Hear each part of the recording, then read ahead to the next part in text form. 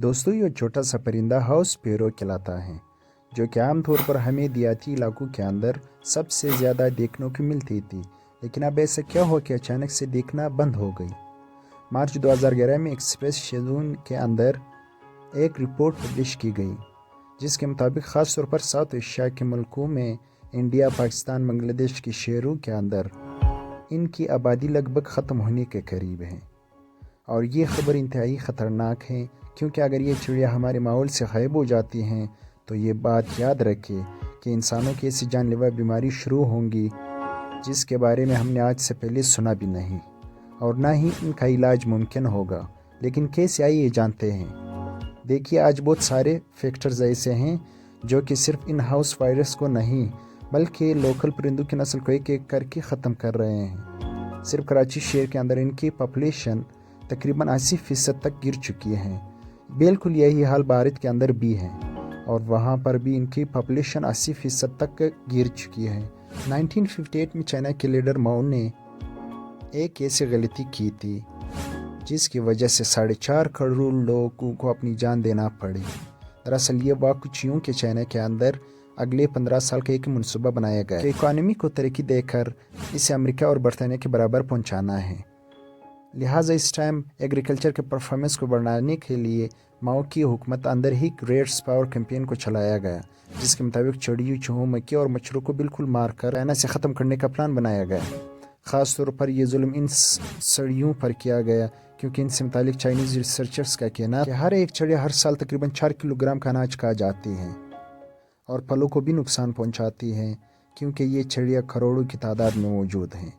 तो हम इनसे खाने बचाकर अपने लोगों के लिए इस्तेमाल कर सकते हैं।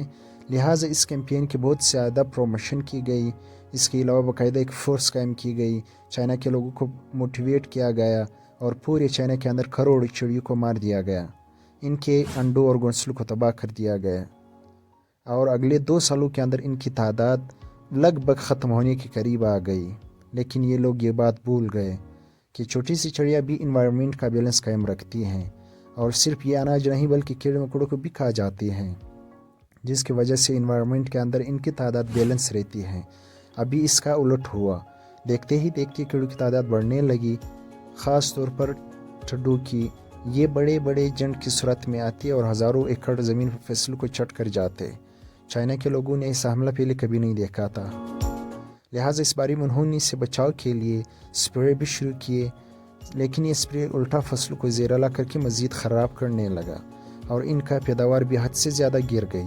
फसलें इतनी ज़्यादा कम हो गई कि लोगों को खाने के लिए अट्टे पड़ गए, कहत पड़ गया और लोग भूख से मरने लगे। इतनी बुरी हालत हो गई कि लोग सिर्फ मट्टी खाकर गुजारा करने लगे। आखिरकार माओ ने तंग आकर 1960 के अंदर ये प्रोग्राम बंद कर दिया, लेकिन अब तक वो देर हो चुकी थी।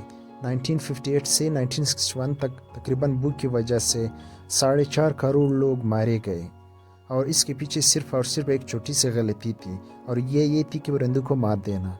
और इस वक्त बिल्कुल यही हालत हमारे मुल्क को होने वाली है, और एक अहम वजह दरख्तों की कटाई की वजह से होने वाली हर साल टेम्परेचर के अंदर इजाफे की वजह या फिर ग्लोबल वार्मिंग की वजह से। ये छोटा सा परिंदा अब मज़ीद गर्मी और सर्दी को बर्दाश्त नहीं कर पा रहा। शदीद गर्मी के अंदर लोग इन चत्तों से पानी तक रखना छोड़ दिया है, जिसकी वजह से छोटा सा परिंदा भूख और प्यास की वजह से दम तोड़ रहा है। लेकिन अफसोस कि आज इस बारे में किसी को भी कोई फिक्र नहीं है। बाकी आप इस बारे में क्या सोचते हैं? अपनी कीमती राय का इज़हार कमेंट सेक्शन में ज़रूर कीजिएगा।